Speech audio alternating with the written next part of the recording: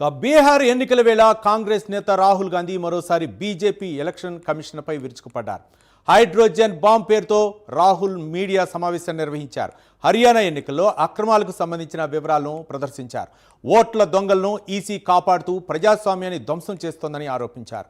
2024 Haryana assembly ఎన్నికల్లో సుమారు 25 లక్షల ఫేక్ ఓట్లతో బీజేపీ విజయం సాధించినట్లు రాహుల్ గాంధీ ఆరోపించారు. దీనికోసం బీజేపీ నేతలు అనేక వ్యవస్థలను వినియోగించిందన్నారు. ఎన్నికల్లో పోలైన మొత్తం ఓట్లతో దాదాపు 12.5% నకిలీవేనన్నారు.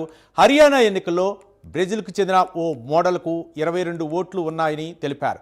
సదరు మోడల్కు సీమ, స్వీటీ, సరస్వతి వంటి వివిధ పేర్లను పెట్టి మొత్తంగా 22 ఓట్లను ఎన్నికల సంఘం సృష్టించగలిగిందన్నారు రాహుల్ గాంధీ.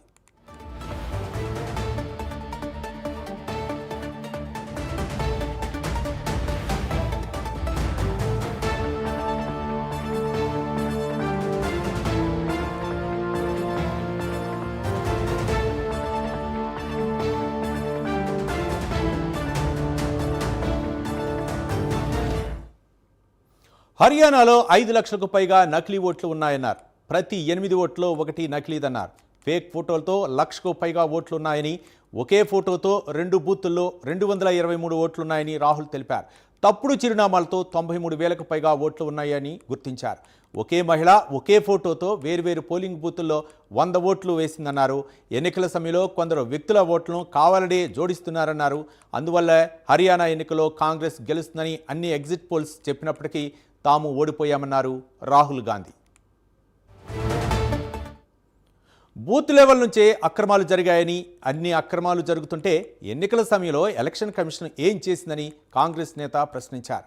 మధ్యప్రదేశ్, ఛత్తీస్గఢ్, మహారాష్ట్రలోనూ ఓట్ల చోరీ జరిగిందని రాహుల్ గాంధీ అన్నారు. ఈసీ అండతో హర్యానాలో బీజేపీ సర్కార్ చోరీ చేసిందని, తాజాగా బీహార్లోనూ సర్కార్ చోరీకి బీజేపీ, ఈసీ ప్రయత్నాలు చేస్తోందని మండిపడ్డారు. ఈ ఓట్ చోరీని జడ్ గమనించాలన్నారు.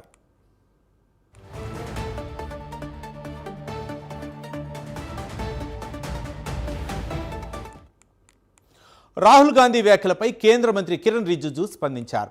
రాహుల్ వ్యాఖ్యలు తనకు బాధ కలిగించాయన్నారు. రాహుల్ అన్ని నిరాధారమైన ఆరోపణలు చేస్తే ఏం చెప్పాలని ప్రశ్నించారు. బీహార్లో కాంగ్రెస్కు ఏమీ మిగలదు కాబట్టి ఇప్పుడు హర్యానా కథ చెబుతున్నారని మండిపడ్డారు. రాహుల్ గాంధీ హైడ్రోజన్ బాంబు ఎప్పుడూ పేలదని, ఆయన ఎప్పుడూ అబద్ధాలు చెబుతూ తప్పుదారి పట్టించే విషయాలు చెబుతారన్నారు.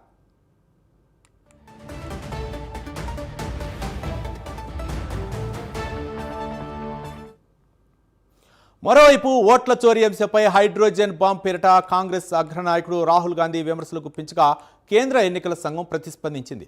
గత ఏడాది హర్యానాలో ఎన్నికలు జరిగాయని, వాటికి ముందు కాంగ్రెస్ పార్టీ నుంచి ఎలాంటి అభ్యంతరాలు రాలేదని తెలిపింది. దొంగ ఓట్లు ఉంటే పోలింగ్ స్టేషన్లో ఉన్న కాంగ్రెస్ పార్టీ ఏజెంట్లు ఏం చేస్తున్నారని ప్రశ్నించింది.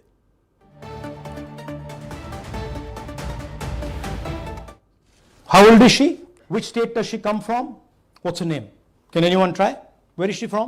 Try. Give me some guesses. कहाँ की लगती हैं? Anybody? Goa? Maharashtra? North? Is she from Haryana? You sure? You're absolutely sure she's not from Haryana? Okay, but she votes 22 times in Haryana. And she votes in 10 different booths in Haryana. And she's got multiple names. Seema, Sweety, Saraswati, Rashmi, Vimla. Now what's interesting about this and why I'm opening with this slide. Why I'm opening with this slide is because this happens in 10 booths. That means that this is a centralized operation. That somebody fed this lady into the electoral list at a centralized level, not at the booth level.